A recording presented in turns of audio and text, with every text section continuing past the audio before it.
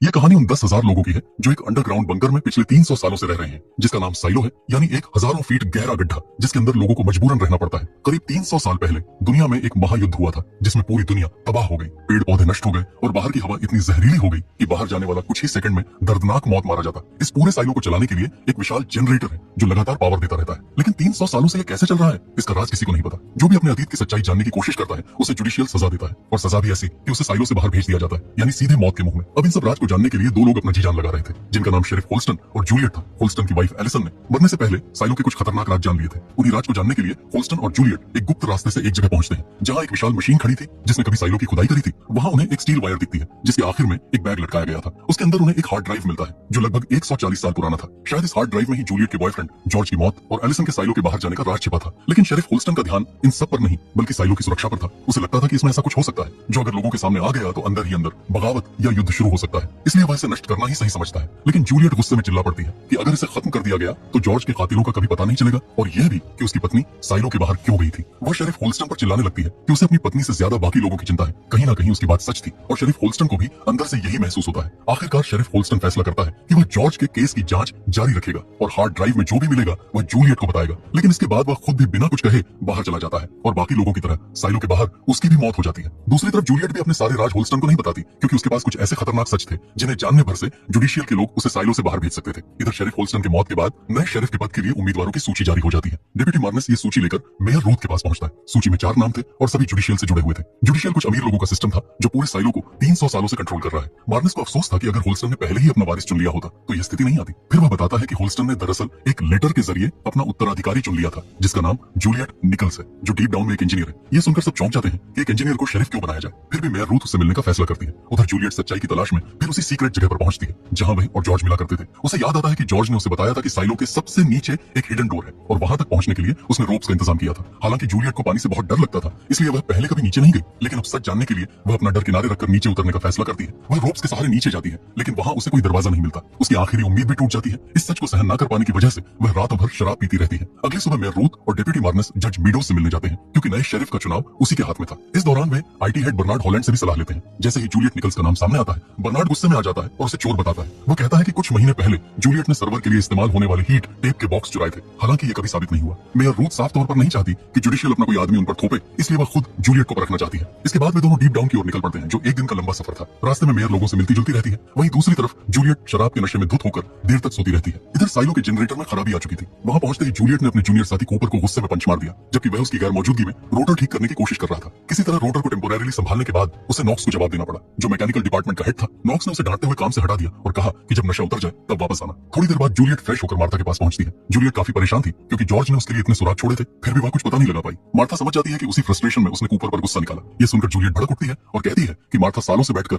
Radio सुनते हुए सबकी जासूसी करती रहती है। उसे दुकान से बाहर निकले 20 साल हो चुके हैं। गुस्से में बड़बड़ाते हुए वो वहां से निकल जाती है। असल में मार्था सच में रेडियो के जरिए साइलो की हर छोटी बड़ी खबर रखती थी, किस फ्लोर पर क्या हो रहा है, किसका झगड़ा हुआ, सब कुछ। लेकिन उसने सच में सालों से बाहर कदम नहीं रखा था। शाम होते होते मेयर डीप डाउन पहुंच चुकी थी। थोड़े आराम के बाद डिप्टी मार्नेस उसे जूलियट से मिलाने ले जाता है, लेकिन तभी अचानक साइलो के विशाल जनरेटर से अजीब आवाजें आने लगती हैं और वहां हड़कंप मच जाता है। मेयर नॉक्स से मिलती है, जो पहले से ही जनरेटर की हालत को लेकर परेशान था। सभी जूलियट को ढूंढ रहे थे, तभी वह दौड़ती हुई वहां पहुंचती है। आवाज सुनकर उसे समझ आ जाता है कि अंदर की समस्या गंभीर है और इसे ठीक करना बेहद खतरनाक हो सकता है। इसलिए उसके जूनियर साथी को वहां से हटा दिया जाता है, क्योंकि कोई दोनों को एक साथ रिस्क में नहीं डालना चाहता था। मेयर हैरान रह जाती है जब वह जूलियट को बिना डरे जनरेटर के अंदर जाते देखती है। उसी पल वह तय कर लेती है कि अगली शेरिफ वही बनेगी, और इसका कारण भी साफ था। शेरिफ होल्स्टन बेकर खुद उसे अपना वारिस चुन चुके थे। जूलियट के बारे में और जानने के लिए मेयर मार्था के पास जाती है। असल में जवान दिनों में दोनों अच्छी दोस्त हुआ करती थी। मार्था से जूलियट के पास्ट और फैमिली के बारे में जानने के बाद मेयर वापस आती है और उसे शेरिफ बनने का ऑफर देती है। लेकिन जूलियट का ध्यान सिर्फ जनरेटर पर था। वह कहती है कि अगर वह शेरिफ बन गई तो इस जनरेटर को संभालने वाला कोई नहीं होगा जिस पर पूरे साइलो की जिंदगी टिकी है, इसलिए वह ये ऑफर ठुकरा देती है। मेयर जाते समय उसे होल्स्टन का बैज दे देती है। उनके जाने के बाद इस बात पर चर्चा शुरू होती है कि आखिर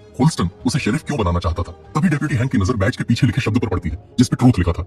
इसका मतलब साफ था, होल्स्टन चाहता था कि जूलियट शेरिफ बनकर सच्चाई को सामने लाए। यह समझते ही जूलियट तुरंत मेयर के पास जाती है और कहती है कि वह शेरिफ बनने के लिए तैयार है, लेकिन उसकी एक शर्त है। वह साइलो के जनरेटर को शट डाउन करना चाहती है ताकि रोटर को पूरी तरह रिपेयर कर सके। यह फैसला बहुत बड़ा था क्योंकि 300 साल में पहली बार जनरेटर बंद होने वाला था। इससे पूरे साइलो की बिजली चली जाती। लेकिन जूलियट साफ कहती है अगर आज रिस्क नहीं लिया गया तो एक ना एक दिन रोटर पूरी तरह टूट सकता है और तब पूरा साइलो हमेशा के लिए अंधेरे में डूब जाएगा। काफी सोच विचार के बाद मेयर रूथ आखिरकार उसकी शर्त मान लेती है। तुरंत ही पूरे साइलो में घोषणा कर दी जाती है कि रात 10 बजे जेनरेटर को रिपेयर के लिए बंद किया जाएगा, जिसके कारण कुछ घंटों तक बिजली नहीं रहेगी। इस दौरान सभी लोगों को सेफ जोन या अपने घरों में रहने का आदेश दिया जाता है। साफ चेतावनी भी दी जाती है कि जो भी इस नियम को तोड़ेगा उसे बख्शा नहीं जाएगा। अब अगर आप यहाँ तक पहुंच चुके हैं, इसका मतलब आपको कहानी पसंद आ रही है, इसलिए एक लाइक और सब्सक्राइब तो बनता है। अब इस फैसले से बर्नार्ड काफी हैरान था। वहीं मैकेनिकल रूम में भी हलचल मच गई। जूलियट सबको समझाती है कि पहले वे मोटर की आउटर लेयर खोलकर फॉल्ट ढूंढेंगे, फिर नॉक्स स्टीम पाइपलाइन बंद करेगा और उसके बाद खराब हिस्से को ठीक किया जाएगा। लेकिन ये काम जितना आसान लग रहा था उतना था नहीं। स्टीम पाइपलाइन बंद होते ही प्रेशर तेजी से बढ़ने वाला था और उसे कंट्रोल करना उनके बस में नहीं था। टरबाइन को चलाने के लिए स्टीम नीचे से आता था, लेकिन कहां से आता है ये किसी को नहीं पता। हालांकि साइलो बनाने वालों ने एक्स्ट्रा प्रेशर को संभालने के लिए एक टैंक बनाया था जिसमें स्टीम जमा होकर टरबाइन में जाता था। उस टैंक को बंद करने के बाद उनके पास सिर्फ आधा घंटा था, यानी सब कुछ उसी समय में खत्म करना जरूरी था। उधर साइलो के हर पुलिस स्टेशन को अलर्ट पर रखा गया। मेयर रूथ को भी सुरक्षित जगह पर ले जाने की सलाह दी गई, लेकिन वह वहीं रुकना चाहती थी। उसे डर था कि कहीं डीप डाउन से कोई बगावत ना हो जाए और 300 साल की शांति भंग ना हो जाए। जैसे ही घड़ी में 10 बजे शर्ली ने बैकअप पावर चालू किया। ये पावर सिर्फ सर्वर को चालू रखने के लिए था। उसी दौरान कैफेटेरिया के डिस्प्ले में एक अजीब ग्लिच आया। कुछ पलों के लिए बाहर का अलग ही दृश्य दिखाई दिया। ध्यान देने वाली बात यह थी कि बाहर की दुनिया बंजर थी,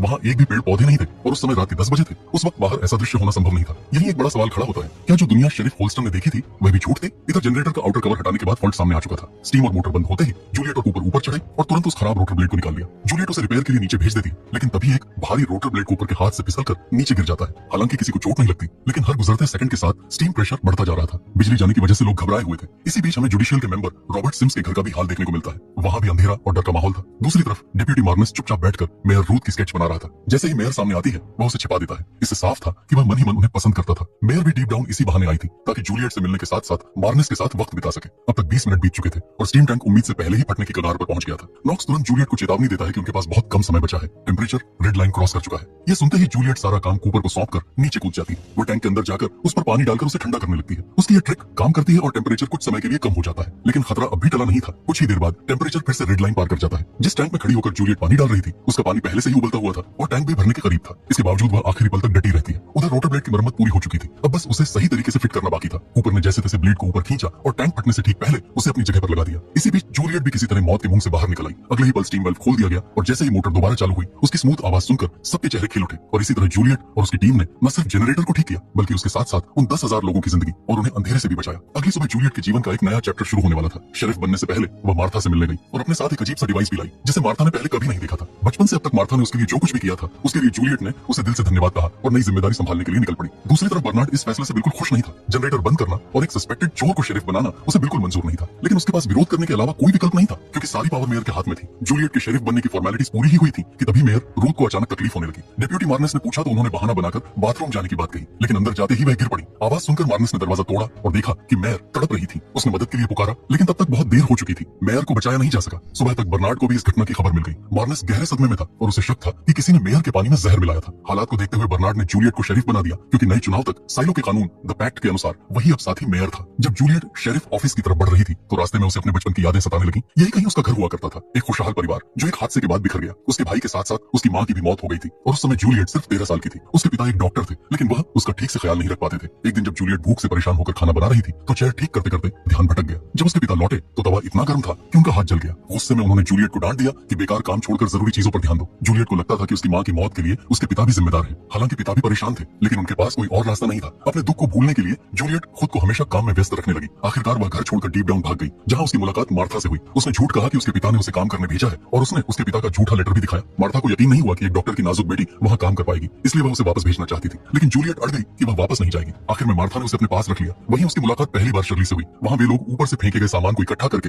रिसाइकल करने का काम करते थे। इन्हीं यादों में खोई हुई जूलियट स्टेशन पहुंचती है, जहाँ उसे शेरिफ ऑफिस और रहने की जगह की चाबियां सौंप दी जाती हैं। इसके बाद उसे जब भी मौका मिलता है वो ऑफिस से लेकर होल्डिंग सेल्स तक हर जगह तलाश करती है, इस उम्मीद में कि शायद होल्स्टन ने उसके लिए कोई सुराग छोड़ा हो, लेकिन उसे कुछ नहीं मिलता। 3 दिन बाद जूलियट के पिता उसे लेने वहाँ पहुंच चुके थे। दरअसल मार्था ने उस लेटर में स्पेलिंग मिस्टेक्स देखकर पहले ही समझ लिया था कि ये जूलियट के पिता ने नहीं बल्कि उसने खुद लिखा है। इसलिए उसी दिन उसने उसके फादर को खबर दे दी थी। लेकिन जूलियट किसी भी हालत में वापस जाने को तैयार नहीं थी। उसके फादर बार बार उससे सिर्फ एक ही सवाल पूछते, क्या तुम यहाँ खुश हो? सच तो यह था कि वह पूरी तरह खुश नहीं थी, लेकिन डीप डाउन में रहकर उसे अपने अतीत की यादें कम सताती थी। दिन भर काम करने के बाद वह इतनी थक जाती कि सोचने का वक्त ही नहीं मिलता और बिस्तर पर जाते ही सो जाती। आखिरकार उसके फादर उसकी भलाई के लिए उसे मार्था के पास छोड़ने को मान गए, जिसके बाद मार्था ने उसे नॉक्स के पास काम सीखने भेज दिया। इन्हीं ख्यालों में खोई हुई जूलियट को अचानक बर्नार्ड की दस्तक सुनाई देती है। जूलियट उसी घर में रह रही है जहाँ शेरिफ होल्स्टन और एलिसन रहा करते थे। बर्नार्ड वहाँ उसे शेरिफ बनने की कसम दिलाने आया था। एक गवाह की मौजूदगी में जूलियट ने द पैक्ट पर हाथ रखकर शेरिफ पद की शपथ ली। द पैक्ट साइलो की कानून की किताब है जिसे सभी लोगों को मानना पड़ता था। अब जूलियट हर दिन ऑफिस के कोने कोने में कोई सुराग ढूंढने लगी। उसे यकीन था कि होल्स्टन उसके लिए कुछ छोड़कर गया होगा। आखिरकार सैंडी के जरिए उसे एक फाइल के बारे में पता चलता है जो होल्स्टन ने अगले शेरिफ के लिए छोड़ी थी। उसमें एक नोट लिखा था, आईने के सामने 2 फूल रखो। ये बात जूलियट को समझ नहीं आई। तभी डेप्यूटी मार्नेस की खबर मिलती है, वो एक आदमी फ्रैंकी को बुरी तरह पीट रहा था ताकि उससे यह उगलवा सके कि जहर कहां से आया। जूलियट तुरंत वहां पहुंचकर उसे रोकती है और समझाती है कि अगर डेप्यूटी चीफ का यही रवैया रहा तो बाकी लोगों को कैसे संभाला जाएगा। काफी बहस के बाद दोनों के बीच एक डील होती है। जूलियट मेयर की मौत की जांच में मार्नेस की मदद करेगी और मार्नेस जॉर्ज के केस में उसकी मदद करेगा। असल में जूलियट जॉर्ज से प्यार करती थी और मार्नेस मेयर रूथ से। ये बात अब दोनों के बीच साफ हो चुकी थी। शक के आधार पर वे पैट्रिक नाम के एक पेंटर के घर पहुंचते हैं क्योंकि 1 साल पहले उसकी पत्नी और मार्नेस के बीच झगड़ा हुआ था, लेकिन घर बंद मिलता है। तभी पैट्रिक खुद वहां आ जाता है और बताता है कि वह अब यहाँ नहीं रहता और उसकी पत्नी तो 1 साल पहले ही मर चुकी है। वो उल्टा मार्नेस पर आरोप लगाता है कि गलत केस में फंसाने की वजह से उसकी पत्नी की मौत हुई। बहस इतनी बढ़ जाती है कि वह डेप्यूटी का नाक तोड़ देता है। असल में पैट्रिक अपनी पत्नी के जरिए इलीगल तरीके से पुरानी चीजों की खरीद फरोख्त करता था, जिस वजह से उस पर कार्रवाई हुई थी, लेकिन उसकी पत्नी की मौत कैसे हुई